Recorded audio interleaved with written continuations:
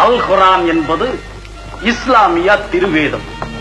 இந்நூல் உலக மக்கள் அனைவருக்காகவும் இறைவனால் அவரின் திருத்தூதர் முகமது நபியால் அருளப்பட்டது.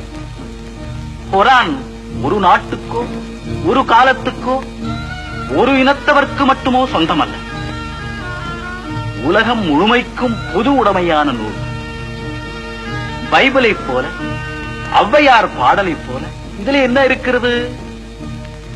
ஏக தெய்வம், மனிதரெல்லாம் சமத்துவம், சகோதரத்துவம், பரோபகாரம் காட்ட வேண்டும், இறைவனை வணங்க வேண்டும், தாய் தந்தையருக்கு பணிய வேண்டும், பொறுமை, ஒழுக்கம், தானம், தர்மம் கை கொள்ள வேண்டும். இப்படி பல கருத்துக்கள்.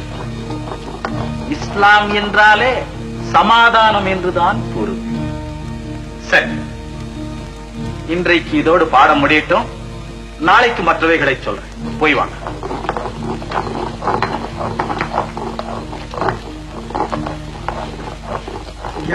என்ன முனுசாமி, குழந்தைக்கு எப்படி இருக்கு? இன்னும் காய்ச்சல் இருக்குயா.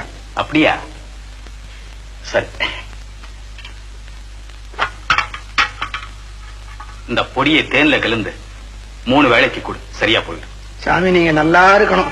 நீங்க 2 பேரும் இந்த குப்பத்துக்கு வந்து செய்த உதவிய நாங்க என்னைக்கும் மறக்க மாட்டோம். முனுசாமி, என்னைக்கு இவங்க இந்த குப்பத்துல காலடி எடுத்து வச்சாங்களோ அன்னைக்கே நம்ம பிடிச்சிருந்த நோய் மட்டும் இல்ல, நமக்குள்ள இருந்த ஜாதி சண்டை, மத சண்டை, இதுகளெல்லாம் நீங்கி இன்னைக்கு நம்ம எல்லோரும் ஒரு தாய் வயத்துல பிறந்த பிள்ளைகள் மாதிரி வாழ்ந்துட்டு வர்றோமே, இந்த பெருமை அண்ணன் இஸ்மாயில தானே சேரும்.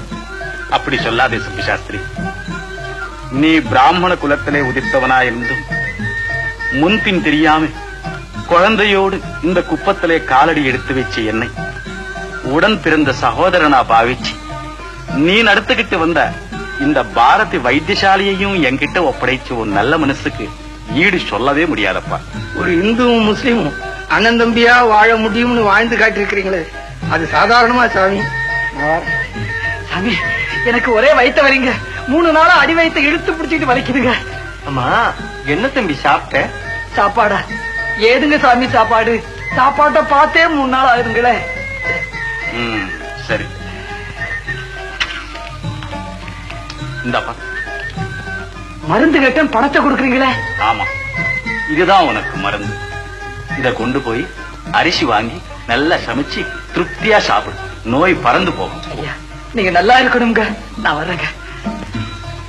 ஏன்பா, பணம் கூட வியாதியை போக்குமா? ஆமான் ரஹீம், பணத்தாலே வியாதி தீர்றதும் உண்டு, வியாதி வர்றதும் உண்டு. நல்லா சொன்னீங்க அண்ணா. ரஹீம் எதையுமே ரொம்ப கவனமா கேட்டுக்கலாம். ரஹீம், நீயும் அப்பா மாதிரி நடந்துக்குவியா? நடந்துக்கிறேன் சித்தப்பா.